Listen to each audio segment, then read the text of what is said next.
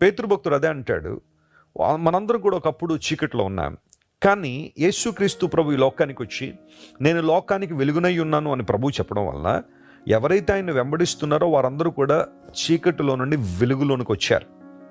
ఎందుకు వారు వెలుగులోనికి వచ్చారు? వెలుగు సంబంధుల యొక్క లక్షణాలు ఏంటి అంటే, వారు రాజులైన యాజక సమూహంగా ఉంటారు, ఆ తర్వాత దేవుని సొత్తైన ప్రజలుగా. Praise the Lord. మనం ఎవరికి చెందినవారం అంటే దేవునికి చెందినవారం.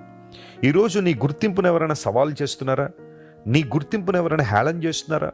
నువ్వు తక్కువ వాడవని, తక్కువ దానవని, అంటరాని వాడవని, పనిచేయవని, పనికిరాని వాడవని, నువ్వు బలహీనుడువని, లేదా నువ్వు దౌర్బల్యం కలిగిన వాడవని ప్రజలు నీ మీద రకరకాల ముద్ర వేసి నిన్ను కార్నర్ చేసి ఇబ్బంది పెడుతున్నారా?